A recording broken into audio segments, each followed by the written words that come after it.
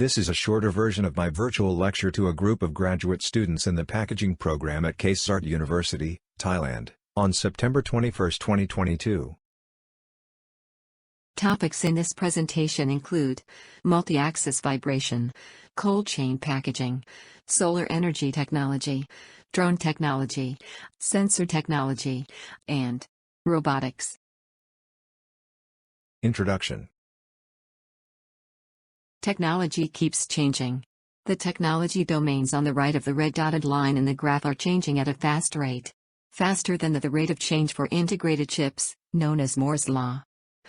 Some of these technology changes will have a direct impact to distribution packaging. Global warming trend keeps going up. Humans have contributed significantly to the greenhouse effect. Everything we do in distribution packaging needs to cut down carbon footprint. Sustainability is a big issue for everything, including packaging. Industry 4.0 also drives changes in distribution packaging. The smart factory, autonomous systems, Internet of Things, machine learning, and more. The first trend in this presentation is multi-axis vibration. Most of packaging labs currently use a vibration table similar to the one shown on the left. It only vibrates in the Y direction, that is up and down motion. However, the actual vibration motions occur in multiple axes. Thus, a multi-axis vibration table is a better representation of the real world. The true motion vibration table on the right is an example of such vibration table. It is not widely used due to cost factor. Current test protocols do not address the multi-axis vibration. In a study by Lansmont, water motions in glass containers were recorded as the truck moved. Lab simulations for both up and down motion and multi-axis motion were performed. The water motion from a multi-axis vibration was more similar to the actual motion. The Saver 9X shown is a data recorder that contains a triaxial accelerometer. Thus, it can record motions in 3 axes. In this study by Lansmont, additional accelerometers were added to the Saver 9X. Rotation about 3 major axes were recorded, in addition to translations. These are pitch, roll, and yaw rotations, as used as principal axes for aircraft. The second trend that will affect distribution packaging to discuss is cold chain packaging. The trends for global carbon emissions, the left graph, and for global temperatures, the right graph, are increasing. Unless humanity can reduce carbon footprint to cut down the greenhouse effect, most likely it will be warmer and warmer every year. Many countries faced extreme heat in the summer of 2022. Thus, cold chain packaging for temperature-sensitive products has become more and more important. The U.S. cold chain packaging market is growing. It is expected to grow 15.3% from 2020 to 2027. The picture shows the growth trends from bottom to top for insulated containers and boxes, temperature-controlled pallet shippers, crates, labels, and cold packs. The global market size for cold chain packaging in 2019 was $15.5 billion. The pie chart shows fish, meat and seafood was the largest sector. There are 3 major market segments for cold chain packaging, under the product outlook. These are insulated containers, coolants, and temperature-controlled shippers. Under the material outlook, materials include insulating materials and refrigerants. Under application outlook, it lists various temperature-sensitive products, which include fruits, vegetables, dairy products, fish meats and seafood, processed food, pharmaceuticals, and more. This slide shows some cold chain containers or insulated containers. From a small foam box on the left to a refrigerated truck container on the right. Coolants or refrigerants include gel pack and simply ice. Gel pack is cleaner and can be refrozen. It does not generate water as in melted ice. Thus, the products are not wet. Most of the insulated containers in use are passive thermal systems. It uses refrigerants to maintain a desired temperature. These refrigerants are phase change materials or P. cm, meaning they change from solid phase to liquid phase as the temperature rises. However, the active thermal systems do not use phase change materials. They use mechanical or electrical systems powered by an energy source, combined with thermostatic control to maintain a desired temperature. You can think of the refrigerator in your kitchen. This slide shows a typical passive insulated container on the left. It uses expanded polystyrene box with gel packs. On the right is an active IQLR container from Thaddeus. It has its own power source that can maintain temperature from -20 degrees Celsius to 4 degrees Celsius for up to 48 hours.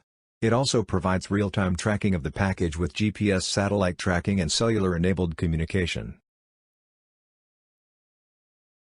The goal of this study is to estimate the amount of gel pack for shipping of temperature-sensitive products based on the expected exterior temperature, the desired temperature for the product, and the trip duration. We used an expanded polystyrene insulated container with gel pack. Temperature data collector was inserted into the container. The sealed insulated container was placed in an altitude chamber with temperatures set at 60, 90, and 113 degrees Fahrenheit. A set of graphs was developed for the external temperature of 113 degrees Fahrenheit. Given the trip duration on the x-axis and the desired product temperature on the y-axis, an interpolation can be made for the number of gel packs needed. The three curves represent 5, 10, and 15 gel packs from top to bottom, accordingly.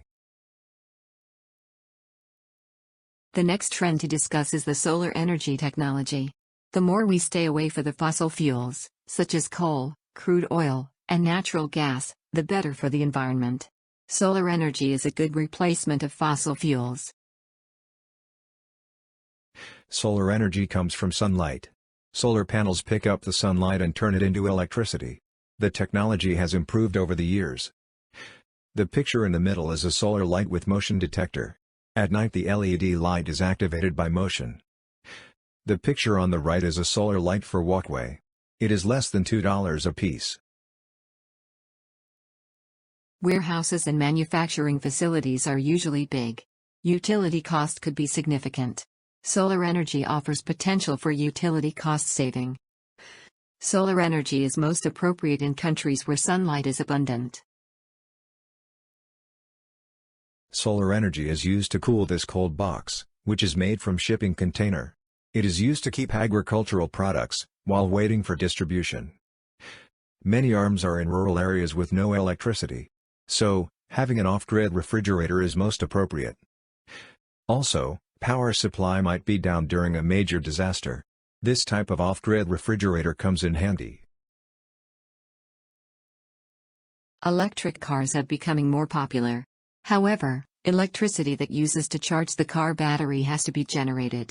Solar energy is a great way for battery charging. This slide shows examples of solar energy bus and truck. This would cut down the shipping or transportation cost, which is a major cost of distribution packaging. This slide shows a YouTube video on solar for trucks. Solar panels are installed over the entire roof of these trucks. It is great for areas with a lot of sunlight. The next section of this lecture is on drone technology. Drones provide faster delivery, especially in big cities with traffic jams. Several shipping carriers in the U.S. are now ready to deliver packages using drones. They include Amazon and FedEx. FAA gave green light for Amazon Air drone delivery in 2020. Soon Amazon customers in Lockford, California will be among the first to receive Prime Air drone deliveries. Having a warehouse in big city is expensive due to the cost of real estate. Imagine a warehouse blimp with delivery drones. The blimp could move from a city to the next. It is not here yet, but it will not take long. Tall shelves are common in warehouses. They save the floor space. Imagine a high-rise warehouse with delivery drones. Future delivery drones could be big drones. The technology is already here. This slide shows examples of military drones. They are a lot bigger than current delivery drones. Imagine how many packages they can deliver. This YouTube video shows how a delivery drone drops a package in front of a customer house. Sensor technology is the next area for this presentation.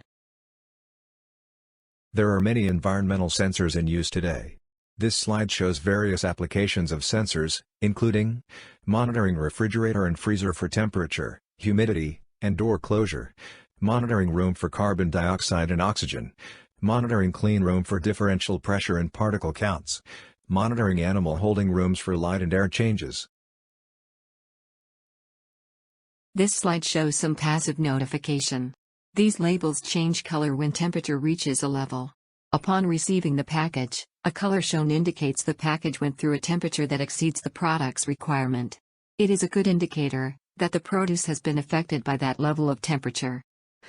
These passive indicators do not have ability to make adjustments in real time.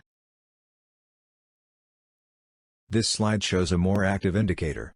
It has a temperature, humidity, and pressure sensors. They collect data in real time and transmit it. Users can see data in real time. If an environmental status is getting close to its critical level for the product, action can be taken before it becomes too late, such as changing the distribution route. Fire detection systems have been already used in buildings. The sooner we know about the fire, the sooner we can take care of it. These fire detection systems can be used in warehouses and distribution centers. Smoke alarms have also been used in houses. They are relatively small unit.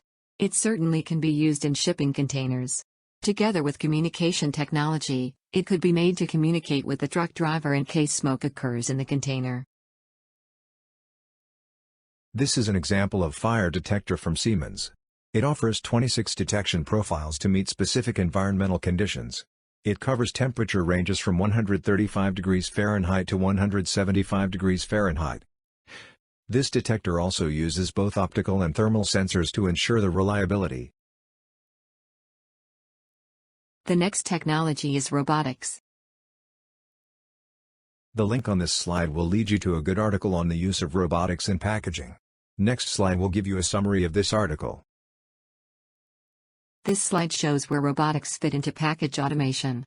Robots can perform to add value to your production line, including picking and placing, depanning, such as removing baked goods from a pan, denesting, which is removing empty packages from a stack for filling with products, boxing, which is putting products into box, palletizing, which prepare items for shipping, warehousing, in which robots can be used to move items around.